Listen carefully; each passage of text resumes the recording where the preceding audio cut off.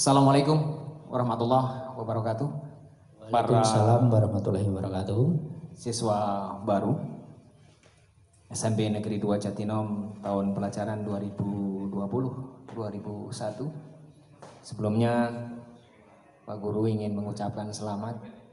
Kalian anak-anak yang beruntung karena bisa melanjutkan sekolah di sekolah favorit SMP Negeri 2 Jatinom. Karena banyak di antara teman-teman kalian yang tidak seberuntung kalian karena tidak bisa mendapatkan sekolah seperti yang diharapkan.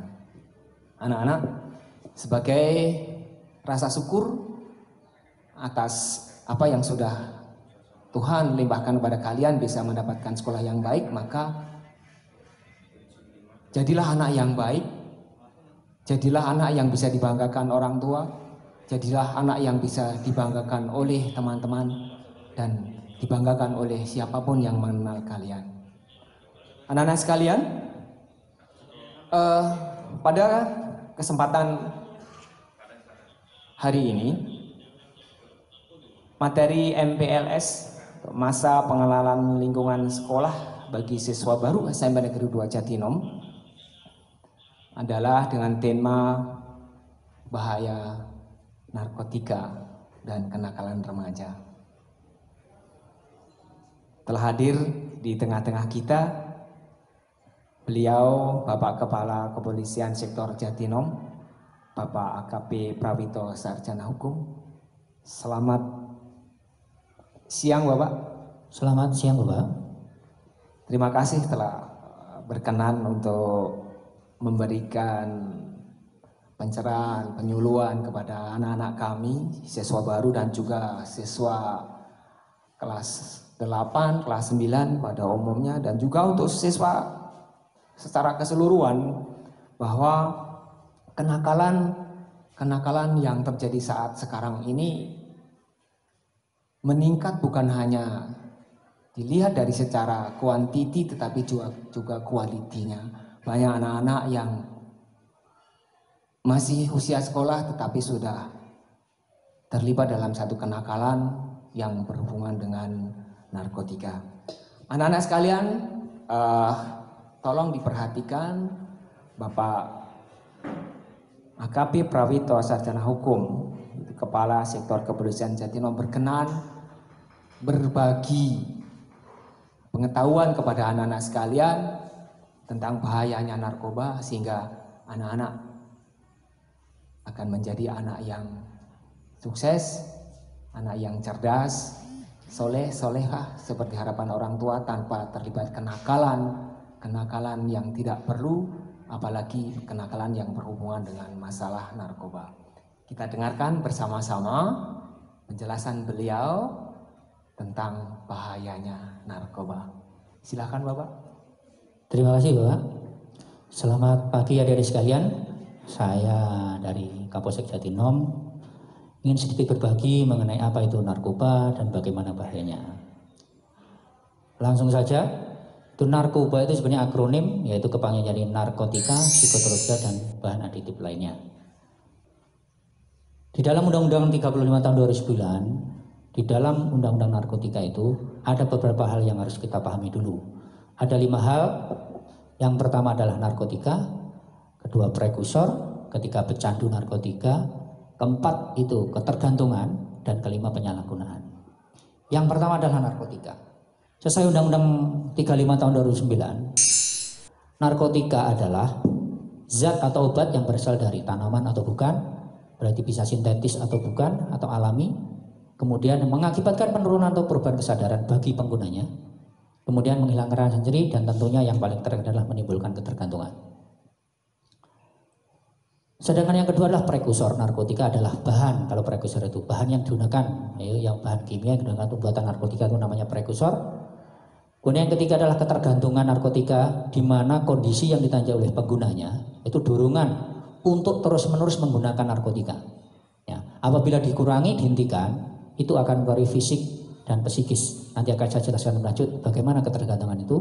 Kemudian yang keempat adalah pecandu narkotika. Pecandu adalah orang yang sudah menggunakan, menyalahgunakan narkotika secara terus-menerus. Itu menyebabkan ketergantungan baik fisik maupun psikis. Kemudian yang kelima adalah penyalahgunaan. Tentunya kalau sudah penyalahgunaan itu adalah orang yang menggunakan tanpa hak atau melawan hukum, menggunakan, mengedarkan narkotika. Sebelum lebih jauh saya lebih jelaskan apa itu narkotika, jenisnya, golongannya, saya sampaikan dulu bahwa pencegahan dalam penyalahgunaan narkotika adalah hal yang utama. Jadi tanggung jawab kita semua tentunya di lingkungan keluarga, di sekolah maupun di masyarakat, bahwa pencegahan adalah yang lebih baik. Seperti kita filosofinya atau pepatah bijak mengatakan bahwa mencegah lebih baik daripada mengobati. Ini yang kita harus pahami bersama. Kita harus punya spirit yang sama bahwa mencegah lebih baik dari mengobati. Yang pertama adalah upaya preemptif. Preemptif ini dilakukan oleh bisa siapa saja, dari lingkungan mana saja bisa. Dari kami, dari kepolisian, biasanya menggunakan penyebaran untuk brosur, pamflet, pemasangan spanduk tentang himbauan-himbauan bahaya narkoba dan penyalahgunaannya.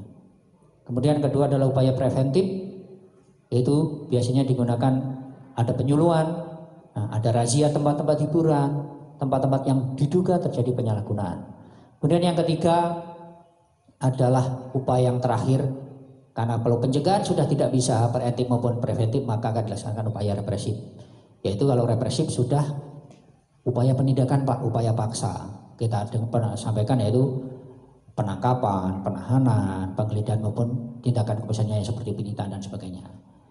Kemudian upaya-upaya setelah itu ada upaya treatment, bagaimana cara orang pengguna bisa sembuh. Kemudian rehabilitasi bagaimana nanti kalau orang ini kategori seperti apa, apakah nanti dari asesmen dia memenuhi syarat rehabilitasi atau harus dipidana ini gitu. Kemudian setelah itu ada lagi langkah-langkah untuk seorang pengguna itu bisa sembuh.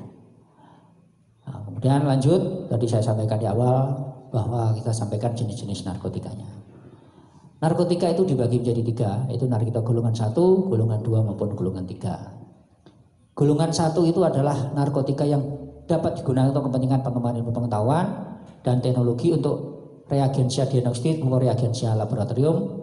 Tentunya kalau ini adalah setelah mendapat persetujuan dari kementerian maupun rekomendasi dari Kepala BPOM, Badan Pengawas Obat Makanan. Contohnya seperti apa?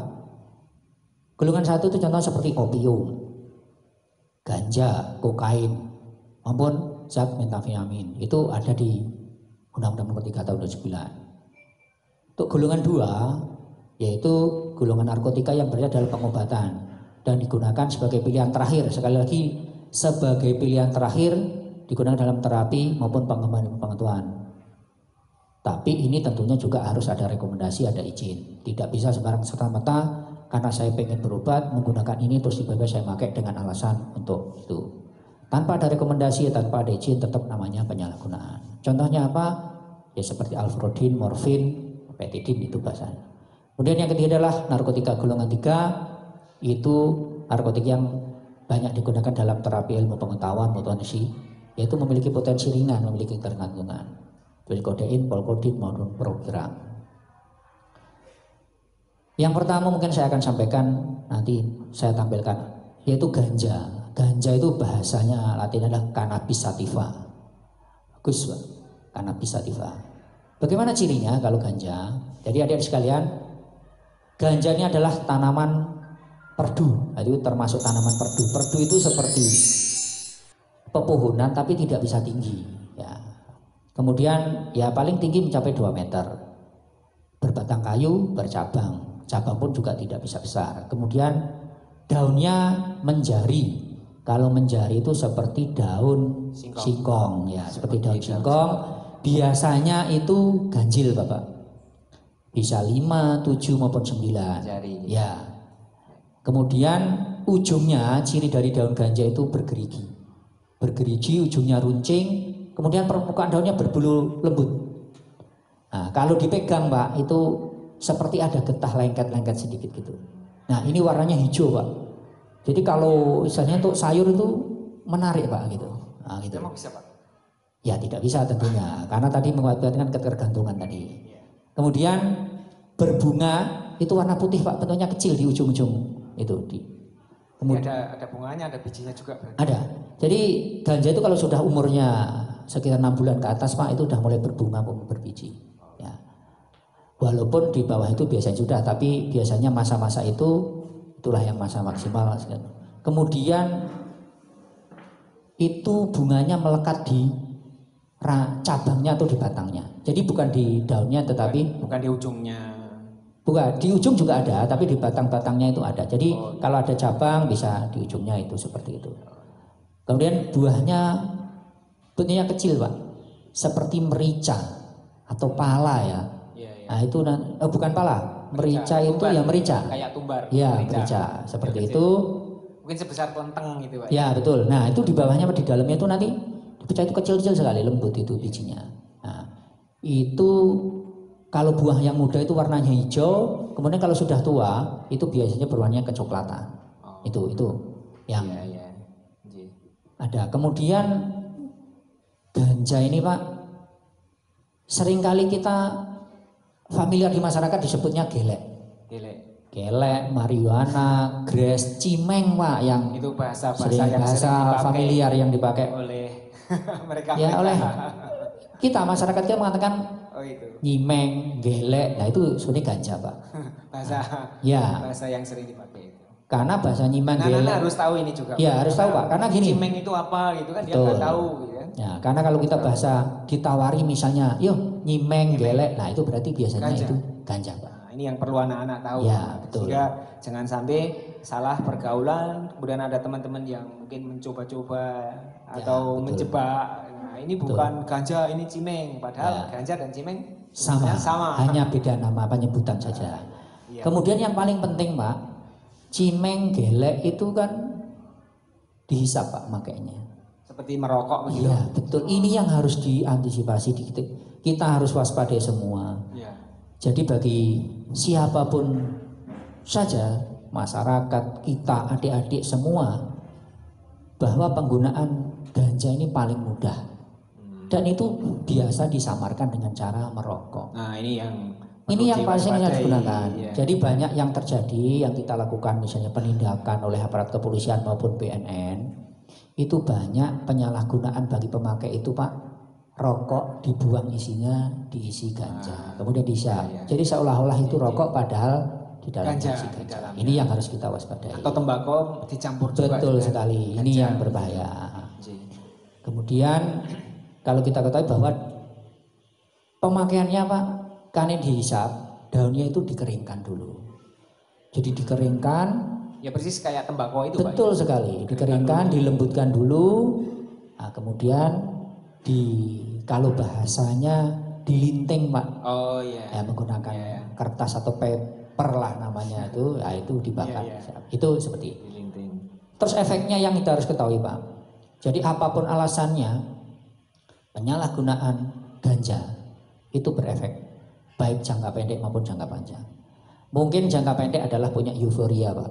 Euforia itu perasaan kita, halusinasi bagi makanya, di mana euforia itu bisa senang juga bisa sedih. Jadi kondisi psikis seseorang itu menentukan kalau namanya euforia. Kalau pada saat dia senang, dia merasa bahagia, gembira. Kalau merasa sedih biasanya menangis dan sebagainya. Tetapi cenderung panik dan bingung. Itu kalau menggunakan ganja. Kemudian tentunya secara efek medis jantung berdebar, mata merah, tremor. Tremor itu tangan seperti bergerak sendiri Pak. Kayak buyutan. Betul sekali. Kemudian tentunya menyebabkan sesak nafas. Biasanya sakit perut atau nyeri perut. Nah yang ujungnya bisa berujung ke kematian. Makanya kami sampaikan untuk adik-adik semua termasuk saya pribadi juga, hindarilah seperti ini. Nah itu yang pertama ganja. Kemudian yang kedua. Sedikit Pak. Karena ganja ini bisa dinikmati oleh penikmatnya itu dengan cara merokok. Ini yang perlu mendapat perhatian para orang tua terutama ini. Saya merasa prihatin juga sering melihat anak-anak kami, siswa kami itu yang sudah merokok di luar sekolah atau bahkan ada juga yang mencoba-coba di dalam. Nah ini yang perlu mendapatkan perhatian orang tua. Kalau anaknya sudah mulai belajar merokok, ini harus mendapatkan perhatian yang sangat serius karena nanti dampak jangka panjangnya bisa juga coba-coba ganja ini Pak. Mungkin begitu Pak ya? Betul Pak, jadi begini. Jadi tidak ada suatu kejadian itu tanpa proses. Yang kita pahami dulu itu. Tidak mungkin tiba-tiba orang menggunakan ini tanpa ada proses awalnya. Nah, salah satunya mungkin adalah kebiasaan merokok bagi anak-anak. Kalau orang sudah biasa merokok, apalagi sudah kecanduan rokok, ini tentunya berbahaya. Makanya tanggung jawab kita semua, tentunya orang tua yang utama, kemudian yang kedua adalah dari pihak sekolah, yang ketiga lingkungan. Tapi saya mungkin bisa sampaikan bahwa lingkungan adalah pengaruh yang paling kuat. Ini tanggung jawab kita semua. Kenakalan itu terjadi bisa terjadi karena faktor internal, bisa juga karena faktor eksternal. Internal keluarga. Betul, mungkin, betul. Orang tuanya merokok Pak. Nah kalau orang tuanya sudah merokok kemudian melihat anaknya merokok, mereka tidak berdaya untuk melarang. Betul sekali. Ya. Nah, kemudian yang faktor eksternalnya mungkin orang tua juga tidak selalu bisa mengawasi pergaulannya dengan siapa, di mana. Nah ternyata di luar bisa ngerokok atau bahkan bisa lebih jauh ke ganja. Ini yang perlu mendapatkan pengawasan lebih ketat dari orang tua maupun dari pihak sekolah. Dan ini terima kasih dari kepolisian juga peduli terhadap masa depan anak-anak kami gitu. Betul Bapak, jadi begini, Bapak saya sampaikan, suri tauladan yang utama itu kan kalau di keluarga adalah orang tua. Tadi benar Bapak sampaikan, kalau orang tuanya merokok, anaknya merokok. Ya makanya itu, anak mesti mencontoh orang tua. Makanya kalau kita menyampaikan sesuatu, melarang sesuatu kepada orang lain, tentunya kita harus bisa dulu melaksanakan itu. Misalnya orang tua melarang anaknya merokok, ya upayakan orang tua jangan merokok dulu, seperti itu. Jadi kalau sudah ada suri tauladan yang baik, saya yakin anak-anak juga akan menjadi mencontoh yang baik juga. Dan alhamdulillah di sekolah ini bapak-bapak guru terutama ini juga tidak merokok Pak. Itu luar biasa Pak. Itu luar biasa. Kami harus menasihati, harus memberitahu, dan maka kami harus jangan sampai hanya melarang tetapi kita sendiri tidak bisa melakukan. Jadi sudah mulai bapak guru di SMP 2 Jatinam ini meninggalkan rokok. Ini yang luar biasa Pak. Ya luar biasa itu Pak. Ya. Bisa lanjutkan Pak? Jadi adik-adik sekalian, tadi yang sampaikan ganja dan sebagainya bisa dilihat. Seperti inilah contoh ganja itu. Bisa dilihat kita semua. Yang masih muda seperti itu, bunganya seperti itu, buahnya, bijinya seperti itu. Itu daun ganja. Nah, bergerigi ujungnya, kemudian berjari, itu digambar ada 1, 2, 3, 4, 5, 6, 7, 8, 9. Itu ganja lagi. Kalau di kebun-kebun di kampung itu ada seperti hampir sama tanaman kumis kucing itu Pak. Ya, hampir mirip ini. Kalau tanaman yang mirip banyak Bapak. Ya. Jadi banyak. Kalau mungkin di hutan itu juga banyak. Makanya kita hati-hati kalau sering yang bagi penghobi tanaman bunga Pak. Hati-hati kalau menanam. Karena kalau menanam pun itu dianggap memproduksi Bapak. Oh gitu ya. Nah itu nanti. Walaupun tidak sengaja.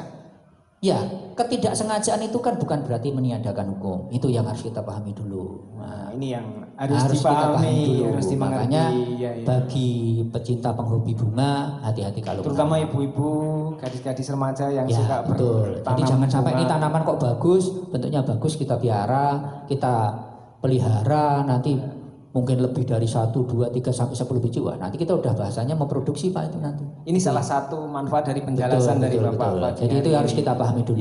Silahkan sekarang zamannya sudah modern, teknologi sudah ada, silahkan. Kalau lebih belum jelas, itu kan bisa dilihat. Sekarang banyak mungkin di YouTube dan sebagainya. Silahkan dilihat apa itu ganja dan sebagainya. Contohnya gambarnya seperti apa, biar sekali lagi tidak terjadi kesalahan bagi kita semua. Baik yang disengaja maupun yang tidak sengaja. Nah ini kalau masih muda seperti ini Bapak. Bisa dilihat semua ini kalau masih muda seperti ini. Jadi belum ada bunganya, belum ada. Nah kemudian, itu yang sudah tua seperti ini. Di ujung-ujungnya batang itu sudah ada buahnya. Nah kalau sudah dikeringkan, bentuknya seperti ada bijinya. Seperti itu. Jadi yang dirokok itu yang sudah kering. Yang sudah kering dulu gitu. Tapi mungkin juga Bapak bisa dikonsumsi dengan cara lain. Kalau ganja itu, misalnya yang daun muda seperti ini Pak, kalau mungkin, tapi karena memang di Jawa ini produksi juga jarang, itu bisa juga dikonsumsi dengan cara daun muda dikonsumsi langsung, seperti buat lalapan gitu. Bukan Pak, digoreng seperti keripik. daun bayam itu bisa digunakan. Tetapi ini memang jarang kita temukan di Jawa juga jarang. Ini penyalahgunaan banyak. Karena kalau mengonsumsi Pak, bagi pengguna itu berbagai macam cara Pak untuk mengelabui. Tentunya baik orang tuanya, gurunya, masyarakat maupun dari pihak-pihak aparat seperti kepolisian maupun dari BNN-nya. Itu orang tua dan para siswa harus hati-hati juga ini kalau beli keripik-keripik yang berasal dari daun-daun ini perlu cek juga ini daun apa ini sebetulnya gitu Pak. Tetapi kan kalau daun mungkin kecil Pak kalau dikonsumsi karena mahal Pak. Oh gitu ya. Ya, karena kalau daun ganja di keripik harganya 3.000 rugi Bapak. 5.000 pun tidak. Kemungkinan kecil kalau dijual secara umum, tapi tidak menutup kemungkinan. Karena banyak penyalahgunaannya, peredarannya juga banyak. Itu seperti itu. Itu yang kita harus pahami dulu. Kemudian penyalahgunaannya Pak, kita harus tahu dulu ganja. Bagaimana yang banyak modusnya yang kita tahu. Ganja itu dijual belikan biasanya dalam kondisi sudah kering. Transportasi bisa lewat darat, laut maupun udara. Ini penyalahgunaannya. Pengirimannya bahasanya. Mungkin kita pernah sering dengar di media televisi maupun penangkapan berapa kilogram, berapa ton dan sebagainya. Itu yang luar biasa. Seperti contoh di Jawa ini tidak ada produksi tetapi kok banyak ganja misalnya, berarti dari luar. Kan ini yang kita harus pahami itu. Makanya tanggung jawab kita orang tua, kita semua ini mengawasi anak-anak kita. Ini seperti ini. Kemudian selanjutnya yang sering kali kita dengar narkotika itu kokain Pak. Kokain itu bahasanya yaitu hampir sama jenisnya juga perdu juga berbatang tumbuhan juga kokain. Dari tumbuhan ini Pak. Kalau ini dari alami semua. Jadi tanamannya perdu berbatang dan bercabang. Kemudian bunganya kecil berwarna putih, itu di ketiak daun, di pangkal-pangkal daun itu ada buahnya. Kemudian saat muda warna hijau, tapi kalau udah tua warnanya merah Pak ini bunganya. Daunnya. Ya, bunganya itu seperti seperti ini contohnya Pak, kokanya. Kalau kokain itu seperti ini, yang di jalan namanya kokain tapi pohonnya pohon koka, seperti ini. Nah, daunnya bulat memanjang tidak bergerigi. Kalau kecilnya ya seperti kayak daun sawo gitu ya Pak ya itu. Kalau sawo mungkin memanjang, ya seperti memanjang, tapi kan daun sawo berbeda. Akasia Pak. Mungkin akasia. Seperti daun akasia itu kalau anak-anak tahu. Seperti itu. Ini yang harus hati-hati. Buahnya seperti itu kalau udah tua warnanya merah, itu kokain. Ini yang bisa digunakan untuk kokain. Ini memang tidak familiar Pak. Nah, kokain itu tidak familiar, juga jarang beredar. Mungkin karena di sisi lain mungkin. Ya tumbuhnya di daerah seperti apa Pak? Sama, dataran tinggi juga. Ya, dataran tinggi. Yang Semua dingin. dataran tinggi. Nah, kemudian yang ketiga itu ada candu Pak. Candu ini kalau bahasa Jawa dulu candu. Ya, kalau dulu orang tua dulu candu gitu. Candu itu bunga bentuknya Pak. Jadi kalau di pegunungan daerah dingin ini tempat perkembangbiakannya. Jadi bunga nanti sudah tua membentuk buah di ujungnya. Nah, seperti ini contohnya. Ini yang bisa dilihat. Bagus bentuknya. Ya, ini makanya kalau penghobi bunga harus hati-hati Pak ini. Nah, bunganya warnanya merah, tentunya cantik Pak. Merah cantik, ada putih, ada ungu juga, macam-macam. Nah, kemudian buahnya ya sebesar jeruk lah, jeruk nipis kecil gitu. Ya tidak terlalu besar dan tidak terlalu kecil. Kalau diameter mungkin sekitar 4 cm lah. Warnanya hijau itu buah. Kalau udah tua agak mungkin kekuningan. Ini contohnya seperti ini. Nah, kalau seperti ini kan menarik Bapak. Siapa yang tidak tertarik melihara di rumah seperti ini kan gitu. Nah, ini bisa dilihat adik sekalian. Harus betul-betul hati-hati ini. Ya, seperti ini kan. Tertarik dengan bunganya, buahnya juga bagus loh Pak itu. Ini Ternyata padahal ini tanaman yang dilarang. Ini melanggar hukum. Ini. Kemudian kita selain itu ya ada beberapa golongan narkoba yang seperti tadi alami, sekarang kita seperti yang sintetis seperti putau. Iya Pak, putau. Putau itu kalau bahasanya seperti opiat.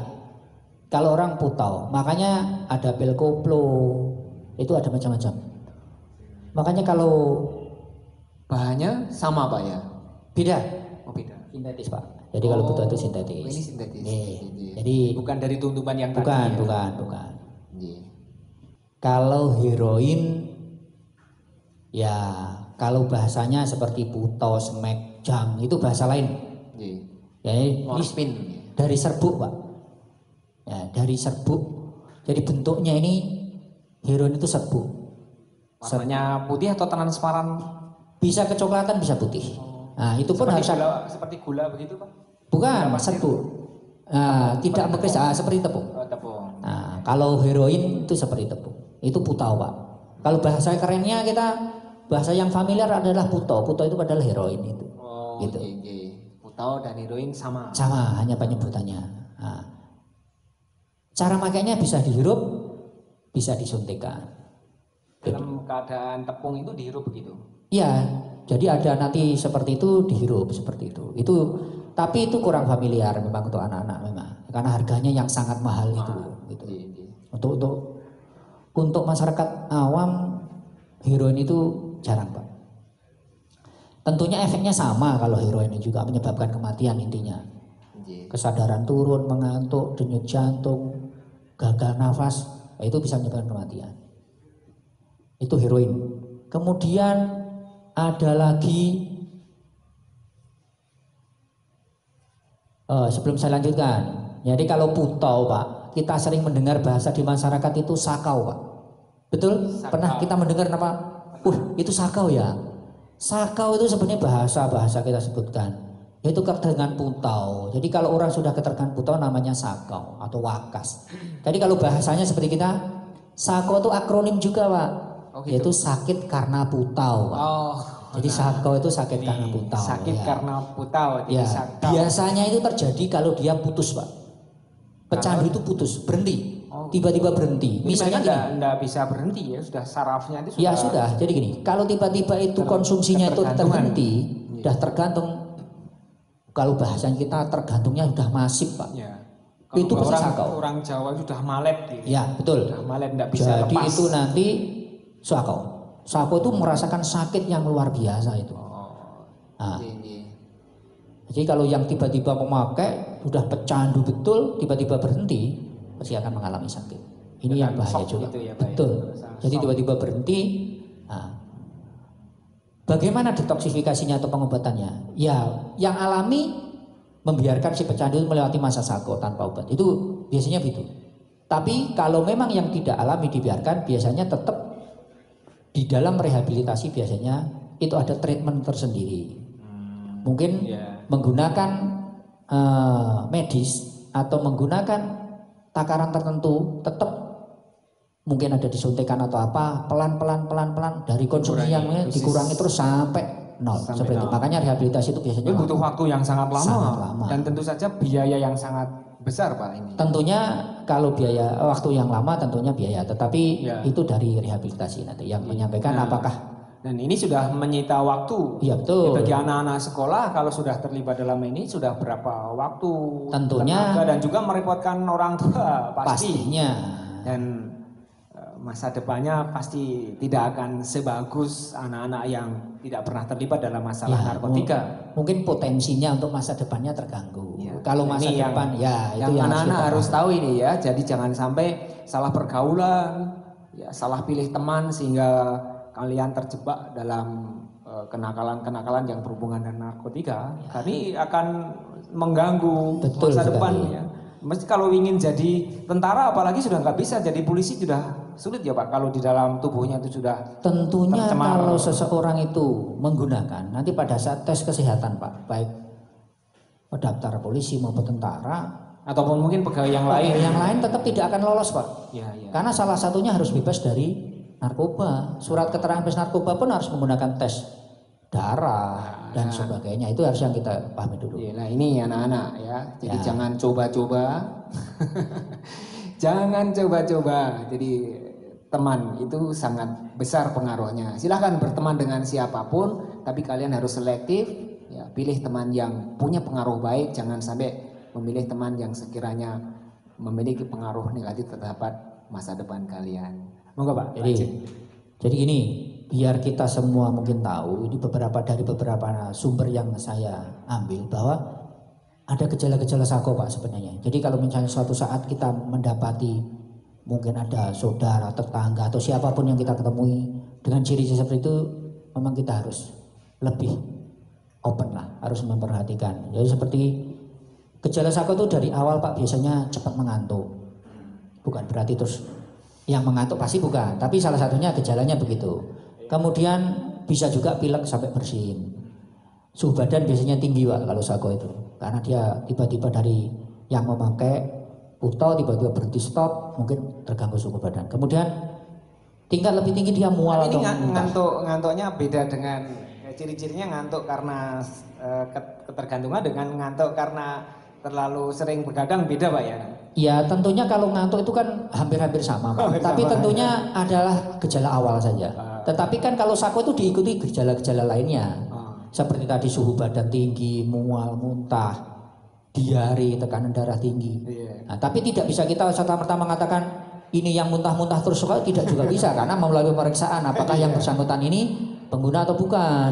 Nah itu juga harus menggunakan hasil medis, tentunya diperiksa mungkin urin, mungkin darah, tes kit. Oh ini ternyata kalau memang dia dengan ciri seperti itu tiba-tiba tes positif, tentunya dia sako berarti benar tadi. Kalau tidak berarti ya itu mungkin karena sakit, bisa diare, mungkin karena mungkin sakit emah ataupun asam lambung kan bisa juga. Itu yang harus kita pahami. Tetapi biasanya diikuti dengan gemetar, kejang-kejang, terus dari pengentung mengatakan sakit semua tulang-tulangnya ngilu. Ya, itu salah satunya ciri. Itu berarti sudah sampai ke saraf itu Pak? Iya sudah, kalau namanya puto itu sudah Pak, sudah sampai ke saraf ya? Jadi tingkat ke psikisnya itu sudah terganggu sekali. Jadi saraf sensorik maupun saraf motorik, nah, pusat sarafnya ya. Betul.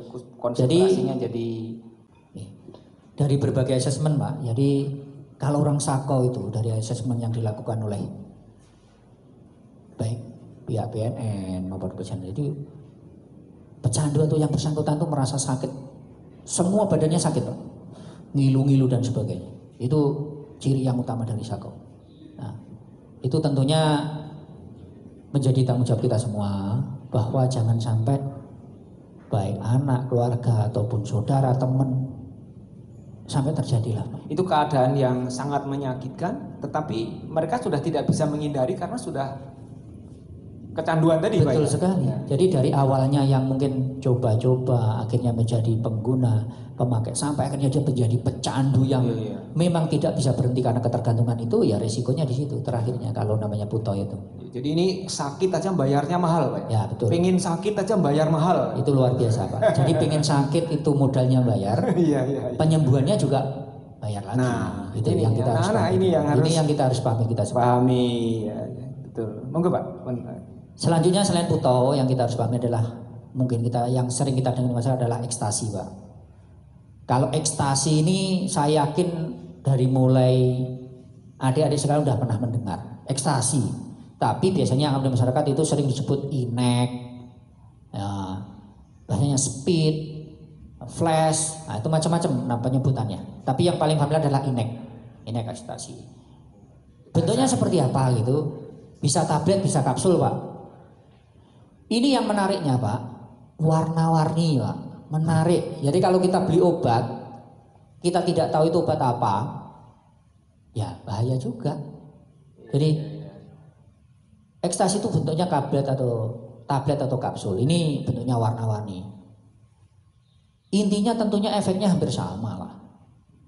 Bisa euforia, bisa sangat percaya diri, gairah berlebihan.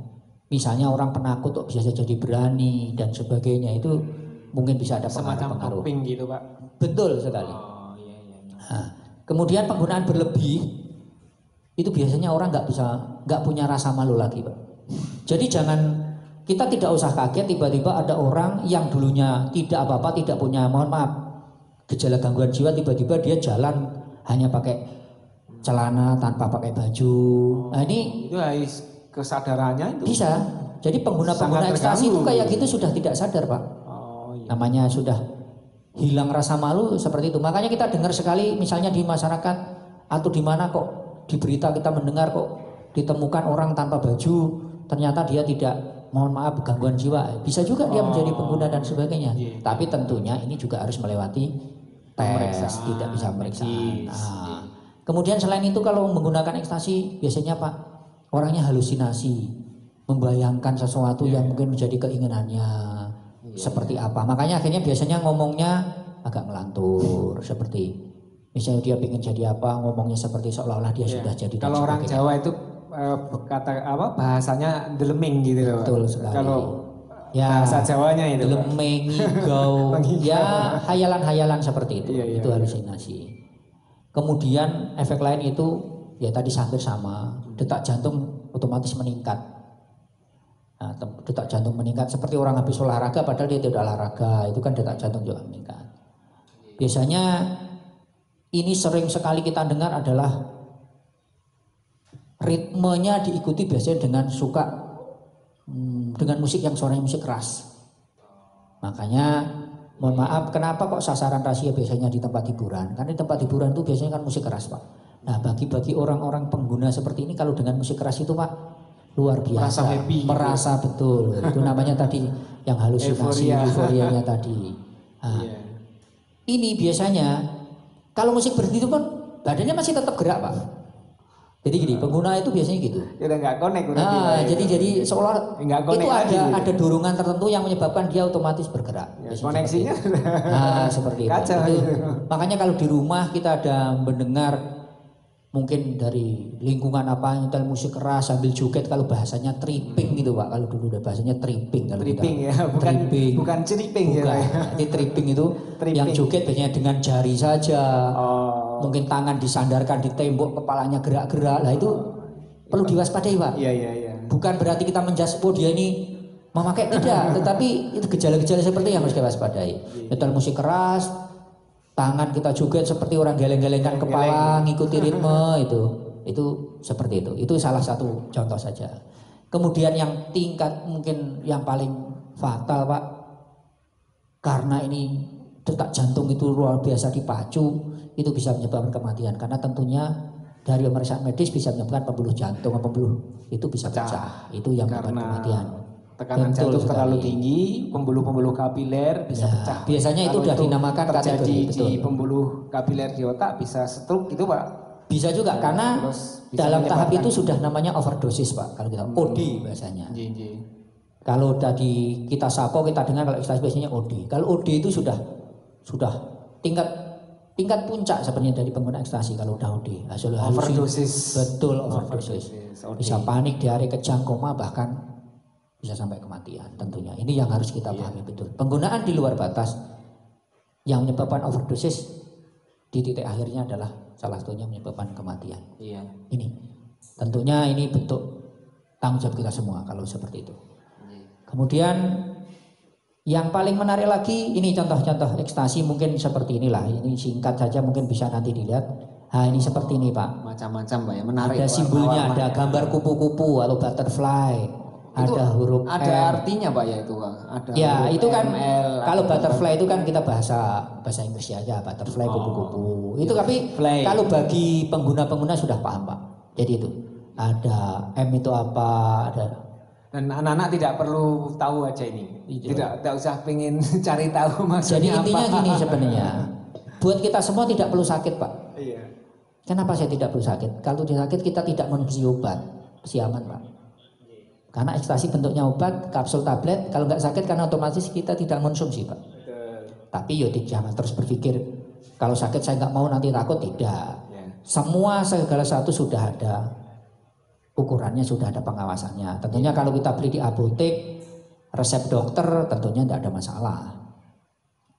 Atau ini psikotropika itu maksudnya apa Pak? Mungkin anak-anak perlu tahu ya. Jadi gini, dengarkan ini. Jadi kalau narkoba itu kan dulu ada narkotika dan psikotropika. Psikotropika itu rata-rata dari sintetis Pak. Oh, gitu. Jadi buatan manusia. Jadi bahan-bahan kimia yang ekstasi diolah buatan manusia. Betul. Ini, ya, betul. Ekstasi seperti itu. Itu termasuk psikotropika.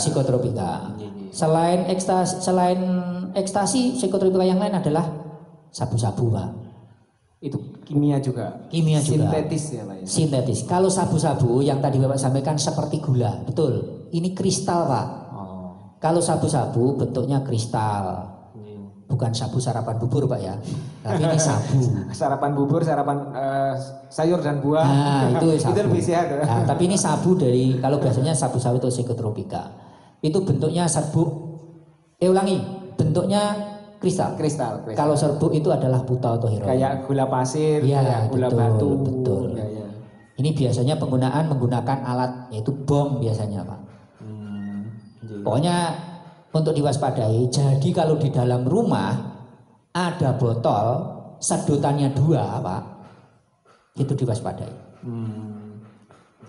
Jadi sedotannya 2 itu diwaspadai.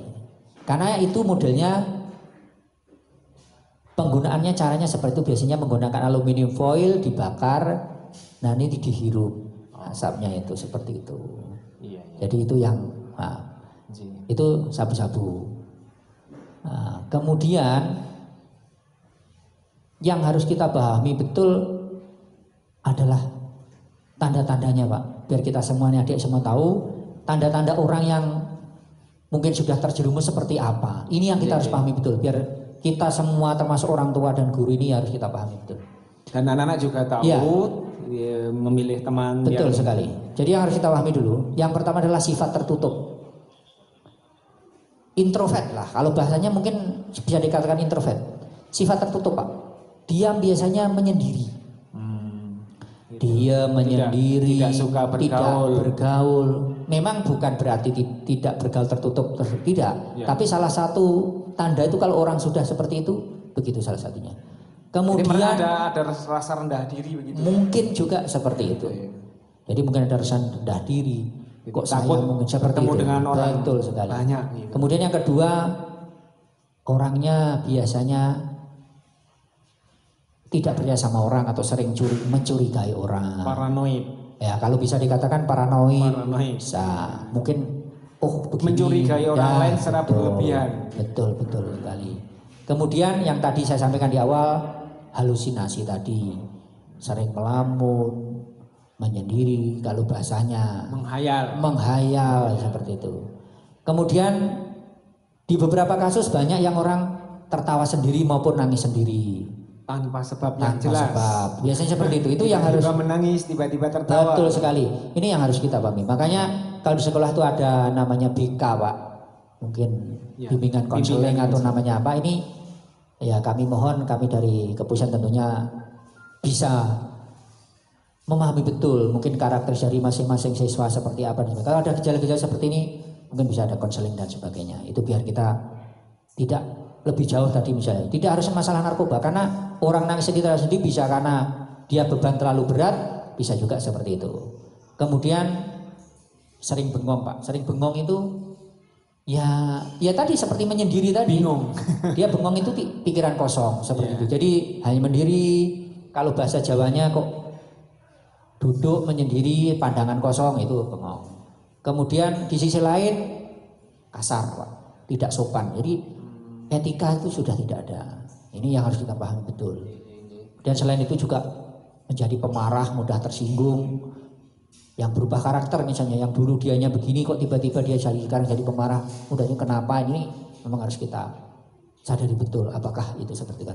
Kemudian yang paling fatal biasanya kalau pengguna Pak, tingkat tertentu dia sudah mulai bisa melakukan hal-hal lain, mencuri, menjual barang. Dari contoh kecil, mencuri mungkin duit orang tuanya, temannya, mencuri punya temannya. Jadi kecil dulu biasanya, helm mungkin dijual. Jadi salah satunya seperti uang saku yang harusnya mungkin satu misalnya sering berbohong sama orang tua, harusnya beli ini tidak beli ini karena untuk konsumsi yang lain dan sebagainya. Ini harus pahami. Kemudian biasanya pemakai ini sudah tidak ada inisiatif untuk bekerja keras dan sebagainya, biasanya pemalas. Memang ada beberapa kita lihat di media televisi alasan bahwa saya menggunakan ini karena untuk menambahkan stamina, ya mungkin itu salah satu alasan. Tetapi pada dasarnya pengguna itu biasanya memalas. Karena apa? Kalau seorang pengguna biasanya hal-hal seperti ini sudah di luar, karena tergantungan tadi secara psikis maupun fisik tadi ada gangguan seperti itu. Kemudian ada contoh lain, biasanya kumel Pak, jarang mandi. Pecandu-pecandu pengguna itu biasanya jadi tidak memperhatikan penampilan. Betul sekali. Jadi tidak menjaga kebersihan diri. betul. Jadi makan, tidur, main, Iya, biasanya seperti itu. Ya bukan berarti orang yang jarang mandi itu bukan, tetapi ini salah satu. Salah satu tanda-tanda. Nah, kemudian dari selain itu orang yang mata merah, biasanya kok mata merah terus kenapa? Terus mata kelihatan cekung seperti mengantuk, terus padahal dia tidak begadang tapi kok kelihatannya sayu, mata mengantuk, ini harus diwaspadai. Kemudian badan lusuh pucat tadi yang kumal tadi, maupun kalau dia flu biasanya tidak cepat sembuh, itu ada beberapa contoh itu. Jadi, bukan berarti kalau flu nggak sembuh-sembuh terus pokoknya bukan, tapi kan dari semua yang sampaikan adalah seperti bentuk gejala-gejala awal. Ini yang harus kita pahami dulu. Kemudian selain itu Bapak mulai sampaikan, kalau sanksi hukum mungkin secara umum saya sampaikan, itu ada beberapa sanksi hukum. Ada, kalau bagi golongan 1 Pak, itu pengguna. Kalau untuk golongan 1 pengguna itu paling lama 4 tahun. Nah, lama juga loh Pak, 4 ya, tahun itu. Ya, itu lama, kalau anak SMP sudah lulus itu. Betul. Lulus sudah masuk SMA itu pasal 127 Pak, pasal 127 undang-undang. Kemudian bagi golongan 2 kalau pengguna untuk diri sendiri itu paling lama 2 tahun, golongan 3 itu 1 tahun. Kemudian kalau menanam Pak, yang tadi saya sampaikan, menanam, memelihara, menguasai golongan 1 yang tadi seperti ganja, itu ada berat 5 kg atau lebih 5 batang Pak, itu minimal 4 tahun Pak. Itu kalau menanam itu minimal 4 tahun, maksimal 12 tahun. Baik nanam yang disengaja maupun tidak ini ya Pak. Iya, tentunya kalau pemeriksaan itu tadi bisa disampaikan apakah itu termasuk sengaja atau tidak karena itu dari penelitian lanjut. Tetapi tentunya memiliki menanam itu pun sudah jelas merupakan satu kesalahan karena tidak pidana. Kemudian yang kedua, apabila beratnya lebih dari 5 gram atau lebih dari 5 batang, itu sanksinya agak berbeda lagi Pak. Jadi minimal 5 tahun, maksimal udah 20 tahun. Ini sesuai dengan pasal 111 Undang-Undang 35 tahun 2009. Kemudian yang golongan 1 bukan tanaman, yang tadi saya bilang yang bukan dari alami atau tanaman, itu sama 4 tahun sampai 12 tahun. Tetapi kalau beratnya lebih dari 5 gram, berarti sama juga yang tadi beratnya 5 gram itu sedikit loh Pak ya? Sedikit sekali Pak.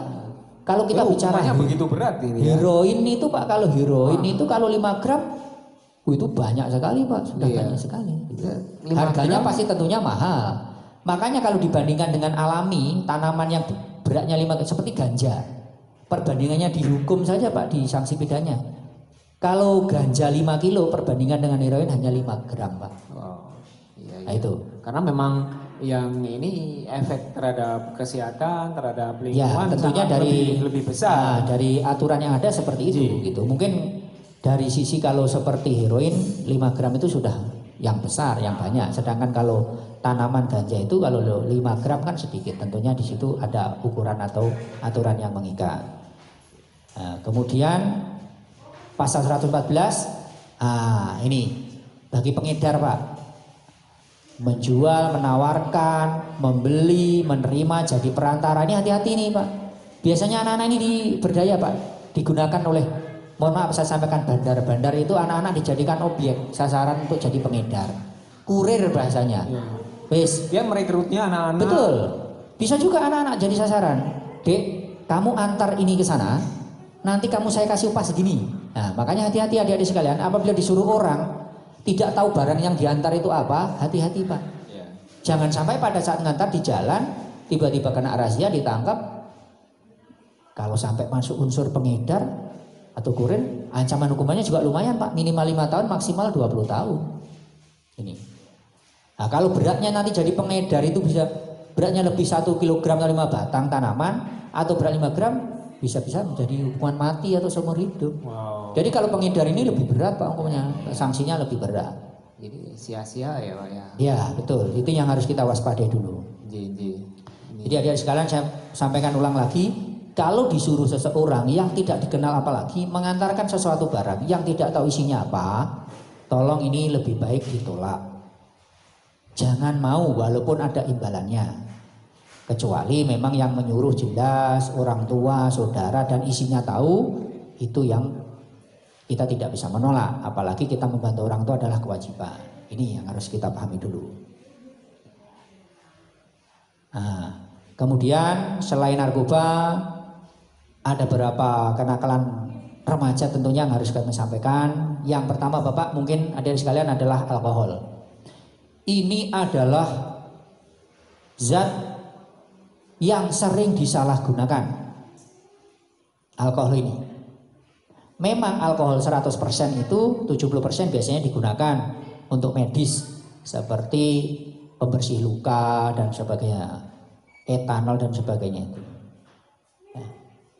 Etil alkohol, metil alkohol, isopropil alkohol. Ini alkohol. Nah, tentunya ada beberapa takaran berapa persentase dicampur dengan zat lain menjadi biasanya dibentuk dalam bentuk minuman, Pak. Minuman beralkohol atau minuman kalau bahasa kitabnya adalah minuman keras. Nah, macamnya banyak sekali, jenisnya banyak sekali, baik yang alami maupun yang buatan. Kalau memang alami biasanya kita dengar ada ciu, ada arak. Kalau di tempat lain ada yang namanya cap tikus, ada tempat lain namanya sopi dan macam-macam. Itu yang mengandung alkohol tapi bahannya dari alami. Kalau bentuknya yang dari buatan banyak kita dengar ada, mohon maaf saya sampaikan, ada namanya topi miring, ada macam-macam, saya tidak menyebutkan merek tapi banyak sekali. Ya, bentuknya seperti apa? Nah, kalau alkohol biasanya pasti cair Pak, karena cara konsumsinya adalah diminum. Ini adalah mengganggu saraf pusat. Makanya kalau orang peminum dalam tingkat tertentu yang sudah banyak, biasanya itu refleks motoriknya menurun, jalan pun sudah sempoyongan seperti itu. Kemudian cepat capek. Kalau peminum udah jalan pun jangan jauh nggak kuat, mesti karena gangguan itu napasan seperti tertekan jadi. Kemudian hilang keseimbangan yang tadi saya sampaikan di awal, jalan sempoyongan, terus penurunan daya penalaran maupun daya ingat. Biasanya ditanya udah lupa, loh kamu tadi malam seperti ini? Enggak, saya enggak tahu, jadi lupa seperti itu. Itu alkohol, jadi yang paling bahaya. Bisa hilang ingatan, hilang kesadaran. Betul sekali. Ini Pak yang menjadi masalah besar. Kenapa? Karena barang ini yang tentunya menjadi objek ini dah alkohol, dan ini banyak sekali beredar Pak. Banyak sekali beredar dalam mungkin tempat yang dah boleh. Karena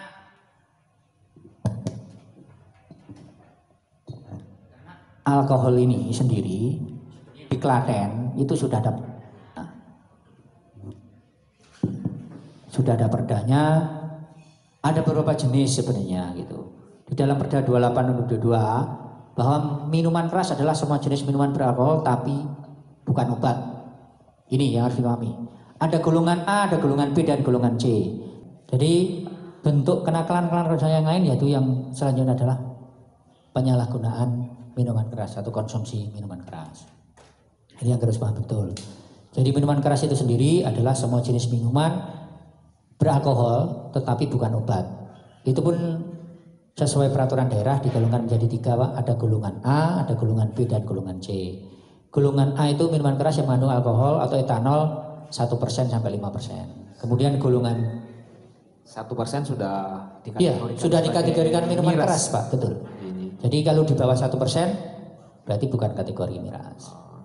Makanya kalau anak-anak itu beli, lihat di komposisi mengandung alkohol atau tidak, karena penyalahgunaan itu banyak isu. Soft drink betul. Barangkali ada. Kalau karena ini harus menggunakan izin semua, tentunya tidak bisa menjual minuman keras tanpa izin, karena harus ada izin. Kalau memang tidak izin ya kita tindak, memang ada aturannya, yaitu masuk kategori tindak pidana ringan sesuai dengan perda yang ada. Kemudian golongan B yaitu mengandung 5% sampai 20%. Nah, itu kategori sedang. Kemudian golongan C itu mengandung etanol 20% sampai 50%. Udah tinggi itu kalau udah tinggi itu udah. Karena kalau alkohol Pak, kalau sudah etanol yang 70% itu Pak sudah seperti pembersih luka itu Pak. Nah, itu kalau diminum bahaya. Iya. Bahkan kalau kita mengatakan spiritus. Dulu spiritus itu Pak. Iya. Nah, itu kan mengandung bahan seperti itu juga. Itu kan kalau orang mengonsumsi itu lebih bahaya lagi karena itu kadarnya udah 70% ke atas itu yang tidak boleh. Nggih. Nah, kemudian di dalam kategori miras sendiri pun ada beberapa kategori, jadi produsen, itu produsen tentunya yang membuat. Importir itu pedagang miras besar, itu namanya biasanya disebut importir. Kemudian penyalur itu perusahaan yang menyalurkan, ada distributor kalau bahasanya. Kemudian ada pengecer tentunya yang menjual sampai ke konsumen. Betul. Kemudian penjual itu sudah mulai toko Pak kalau penjual. Nah, jadi toko-toko itu sudah itu. Nah, kemudian yang ketiga adalah pengguna itu atau pemakai itu. Nah, selain alkohol itu bagaimana sih ya? Bentuknya seperti apa? Ya kita semua sudah tahu lah. Kalau minuman keras itu bentuknya pasti cair. Jadi dalam bentuk minuman. Nah, ini yang sering sekali disalahgunakan. Baik saya sampaikan, mohon maaf, remaja, anak-anak, dewasa, bahkan orang tua pun mungkin masih ada yang mengkonsumsi. Tentunya yang efeknya tidak baik tadi disampaikan, tentunya mengganggu terhadap tubuh kita. Baik mengakibatkan gangguan tentunya dalam konsumsi tertentu fisik kita. Karena orang kalau menggunakan narkoba itu Pak, menggunakan alkohol dalam tingkat tertentu hilangnya keseimbangan. Biasanya jalannya sempoyongan, tidak kuat jalan jauh itu menggunakan. Kalau sudah tingkat tertentu, kalau bahasanya tingkatnya mabuk Pak, kalau udah mabuk seperti itu. Atau bahasa yang sering dipakai oleh yang mereka itu teler gitu Pak. Ya bahasanya itu teler, jadi bahasanya banyak gitu. Jadi kalau kita mengatakan itu mabuk, itu berarti sudah mengkonsumsinya melebihi batas lah gitu. Alkohol atau minuman keras itu adalah memperlambat sistem saraf pusat. Biasanya kalau saraf pusat terganggu, mungkin nanti dari sisi ingatan, kesadaran itu menurun Pak. Itu seperti itu. Tentu motoriknya juga ya jelas pasti. Kalau refleks motorik menurun tadi yang sampaikan, jalan pun sempoyongan, mengendarai motor juga tidak sadar itu kenyang dan sebagainya. Nah, itu tentunya yang harus kita waspadai. Apakah ada sanksinya? Tadi ada. Tentunya yaitu sesuai perda itu adalah bentuk tindak pidana ringan. Biasanya dalam bentuk kurungan ataupun denda. Ini yang harus kita waspadai betul. Makanya saya berpesan adik-adik semua dan untuk kita semua, hindarilah minuman keras. Apapun alasannya, karena minuman keras ini bisa menjadi awal dari tingkah laku atau tindakan kita seterusnya. Misalnya kita mabuk tidak sadar, kita ketemu orang karena sifatnya bisa menunjukkan rasa berani memukul orang. Itu menjadikan kejadian baru, bahkan mungkin bisa menjadi tindak pidana maupun pelanggaran baru. Pada saat mabuk misalnya kita jalan lampu merah harusnya berhenti karena kita kondisi sudah mabuk, kita terobos menyebabkan kecelakaan lalu lintas. Bahkan tingkat lain bisa kita melakukan mungkin pencurian, mungkin pembunuhan, mungkin bisa pemerkosaan. Karena kita sering dengar di media televisi pada saat melakukan, saat ditanya biasanya oleh pihak kepolisian atau masyarakat yang menangkap, mabuk alasannya dan sebagainya tidak sadar. Jadi seperti itu yang harus kita pahami. Memang mungkin dari sisi sanksi tidak begitu berat, tetapi bisa menyebabkan kejadian tindak pidana lain yang lebih berat. Itu yang kita harus pahami. Makanya dihindari dari awal. Kemudian selanjutnya selain minuman keras, yaitu yang sering kita waspadai sekarang Pak adalah pergaulan bebas. Ini buat diri sekalian, kita semua harus punya spirit yang sama bahwa pergaulan bebas itu tidak baik. Ini dulu dilarang oleh agama. Dilarang. Yang pertama dilarang dulu oleh agama. Ya. Nah, pergaulan bebas seperti apa? Bisa, mohon maaf, seks bebas. Bisa melakukan hal-hal yang memang dilarang. Pornografi. Betul sekali. Itu yang itu ya. Itu pergaulan bebas. Dari efek pergaulan itu seperti. Bahkan minuman keras pun bisa dari pergaulan itu Pak. Bisa menyebabkan itu yang kita harus sadari. Makanya saya sampaikan kesadaran tadi sehingga melakukan pelanggaran-pelanggaran termasuk pergaulan bebas. Betul, itu bisa kita hindari. Ini yang kedua. Kemudian yang ketiga, penyalahgunaan media sosial Pak. Ini yang kita harus pahami. Saya sampaikan, mohon maaf, adik-adik sekalian, banyak orang tua yang sudah membekali dengan handphone atau telepon seluler atau telepon genggam bahasanya. Dan secara otomatis adik-adik sekalian akan upload aplikasi media sosial. Baik Facebook, mungkin WhatsApp, mungkin Line. Telegram, Line, dan lain sebagainya. Dan itu paling rawan Pak penyalahgunaan medsos. Yang tadi sampaikan Bapak, bisa porno aksi, bisa pornografi. Dari awal biasanya minta foto-foto dikirim sama temennya. Mohon maaf, saya bilang teman spesial lah, pacar. Coba kirim foto dulu. Seperti awal misalnya itu. Kemudian nanti pacarnya minta, lebih ini lagi, akhirnya disalahgunakan. Seperti apa penyalahgunaannya? Mengancam, minta uang, kalau tidak saya sebarkan. Itu kan udah akhirnya muncul tindak pidana baru. Pemerasan dan sebagainya. Nah, kalau sudah menyebar, sudah bisa tidak dihindari lagi. Pertama rasa malu. Malu siapa? Diri sendiri dan keluarga, lingkungan, masyarakat tentunya.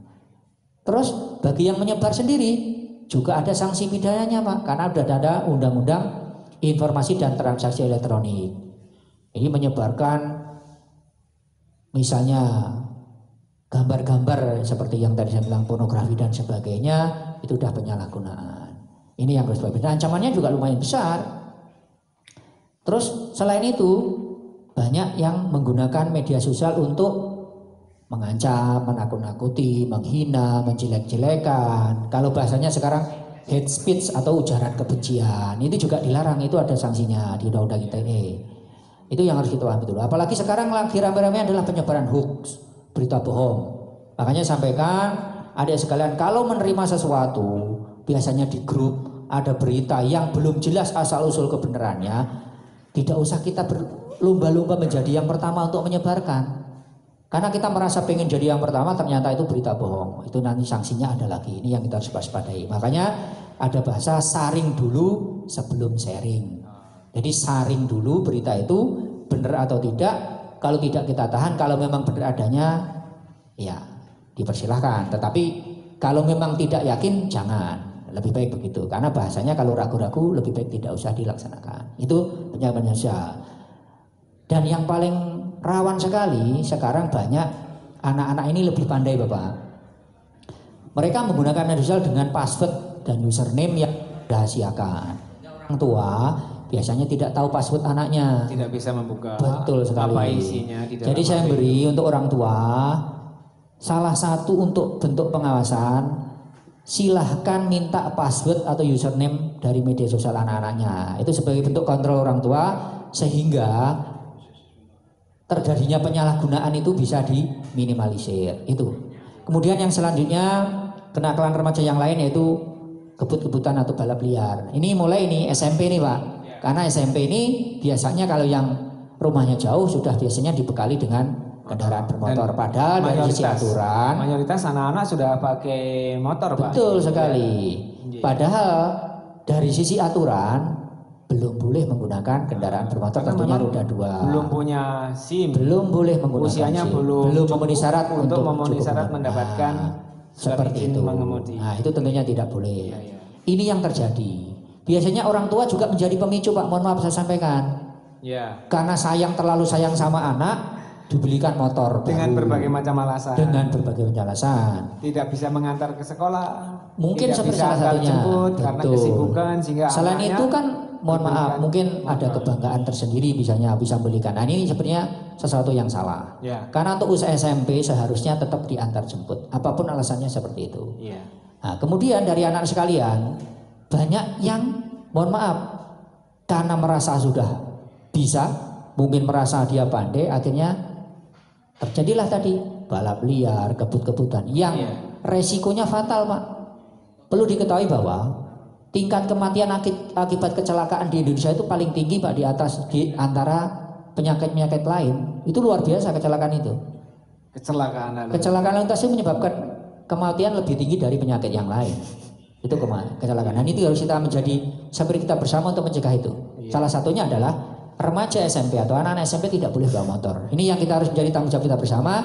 Kita duduk bersama mencari solusinya. Kemudian selanjutnya tawuran Pak. Ini bentuk kenakalan remaja yang lain, tawuran. Karena saya sampaikan tawuran, karena kita lihat di media sosial, di media televisi, baik media mainstream maupun yang cetak itu, bahwa tawuran itu terjadi di mana-mana. Baik dari mulai bahkan tingkat SD pun ada tawuran, Pak. SD, SMP, SMA, bahkan tawuran warga. Nah, dari tingkat SMP seringkali mungkin dari hal-hal sepele, saling menghina, saling mengejek, main bola bareng, karena nggak terima kalah, ejek-ejek, kelompok sana, kelompok sini, keluar dari sekolah berkelahi, ya seperti itu. Itu kalau yang dalam internal sekolah. Nanti kalau luar sekolah, antara SMP 1 atau mohon maaf, antar sekolah satu dan sekolah lain, karena mungkin merasa ada bahasa mungkin hina, diejek, tidak terima, akhirnya kumpul-kumpul banyak orang ketemu, akhirnya terjadi perkelahian terutama yang biasa kita sebut tawuran. Ini yang menjadi tanggung jawab kita semua, baik orang tua, guru maupun kami sebagai aparat kepolisian. Itu yang tawuran. Kemudian yang terakhir yang mungkin disampaikan, kebiasaan kenakalan yang sering terjadi adalah merokok. Ini yang ini banyak terjadi. Banyak mungkin terjadi. Tidak hanya di sekolah kami, betul. Pak, di mana-mana hampir. Ya. Jadi merokok ini, Pak, sanksi hukumnya tidak ada. Ya. Ini yang jadi masalah. Karena sanksi hukum merokok itu tidak ada, Pak. Nah, jadi tentunya hal-hal seperti ini menjadi PR lah, pekerjaan rumah bagi kita semua, orang tua, guru, termasuk lingkungan ini mengasihi. Ya. Karena untuk tingkat tertentu, karena nikotin itu, Pak, yang ada di dalam rokok, itu salah satunya juga menyebabkan ketergantungan. Nah, itu yang harus diwaspadai. Dari awal merokok ini, Pak, mungkin tidak ada masalah mungkin merokoknya. Memang dari sisi medis jelas mengganggu kesehatan. Bahkan di bungkus rokoknya pun sudah tertulis menyebabkan gangguan kesehatan. Tapi di sisi lain, untuk anak-anak yang sampaikan adik-adik sekalian, untuk anak-anak ini kalau merokok kan nggak mungkin, Pak, nggak beli. Pasti kan beli. Betul. Nah, kalau beli berarti mesti orang tuanya, duitnya mesti dari orang tua ini, Pak. Nah, ini di sini dimulai dari awal masalahnya. Misalnya dari sekolah untuk beli buku, mohon maaf 10.000, nyampaikan ke orang tua 15.000. Yang 5.000 bagi orang yang merokok bisa dijadikan 5.000 untuk beli rokok. Ini dari awal. Ini bisa dimulai dari hal seperti itu. Nah, mulai sifat berbohong. Ini yang kita harus waspadai. Di sisi lain tingkat yang lebih tinggi, nah sudah mulai berani mengambil ini, Pak, nanti. Orang tuanya punya duit di mana, diambil selembar 2 lembar untuk beli rokok. Ini yang kita harus pahami semua. Makanya tentunya tanggung jawab kita semua untuk mencegah itu. Dan yang paling penting tadi sampaikan bahwa suri tauladanlah, contohlah yang paling utama dalam mencegah itu semua. Upaya apapun yang kita lakukan, khususnya kami dari kepolisian, dari aparat yang lain, tentunya tidak akan sia-sia tanpa dukungan dari orang tua, lingkungan itu pun. Karena tentunya lingkungan dan orang tua itu berperan penting dalam hal pencegahan kenakalan remaja atau penyalahgunaan narkoba. Jadi itu yang saya sampaikan. Mungkin ada yang ditanyakan lagi, monggo, Pak. Terima kasih Pak AKP Prawito, Sarjana Hukum. Anak-anak, demikian perbincangan kita pada masa pengenalan lingkungan sekolah dengan materi bahaya narkotika dan kenakalan remaja. Semua itu dipaparkan bukan bermaksud agar anak-anak tahu kemudian mencoba, tetapi anak-anak tahu kemudian mengerti juga bahayanya apa, kemudian secara individu berusaha untuk mencegah, untuk menghindari, jangan sampai terlibat dalam kenakalan-kenakalan yang tadi sudah disampaikan oleh beliau. Dan anak-anak sekalian, setiap orang, setiap anak itu ditakdirkan menjadi seorang pemimpin. Maka yang terbaik adalah kita gali kepemimpinan kita, dan salah satu apa yang disampaikan oleh beliau, Bapak Kepala Sektor Kepolisian Jatinong, Bapak AKP Prawito, Sarjana Hukum, ini sebagai bentuk kepedulian kepada kalian, bahwa kalian adalah calon-calon pemimpin, generasi penerus bangsa ini. Jangan sampai masa depan kalian menjadi rusak, menjadi hancur gara-gara salah di dalam pergaulan. Jadilah anak yang soleh, jadilah anak yang solehah, yang sukses, jadi anak sukses yang soleh dan solehah. Jadi kategori kesuksesan seseorang itu ada 4. Kalian harus sehat secara jasmani. Yang kedua, sehat secara rohani. Yang ketiga, sehat secara sosial. Yang keempat adalah sehat secara finansial. Ya. Jasmani, rohani kalian bisa rusak karena penggunaan narkoba. Itu harus dihindari. Ya. Kesehatan sosial juga akan terganggu ketika seseorang sudah terlibat di dalam kenakalan yang berhubungan dengan narkotika. Dan tentu kalian tidak akan mendapatkan kesehatan finansial karena kamu tidak akan berkonsentrasi, tidak bisa bekerja, tidak bisa memiliki skill.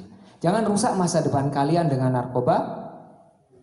Jadilah orang yang bisa dibanggakan oleh siapapun yang mengenal Anda. Terima kasih. Perbincangan yang sangat menarik, mudah-mudahan ini menjadi pembelajaran bagi para siswa baru SMP 2 Jatinom pada masa orientasi ini, Bapak. Dan untuk perbincangan kali ini sangat menarik. Dan anak-anak sekalian, sampaikan salam Bapak Ibu guru dan juga Bapak polisi ini kepada kedua orang tua kalian. Cukup sekian. Sukses untuk kalian semua. Assalamualaikum warahmatullahi wabarakatuh.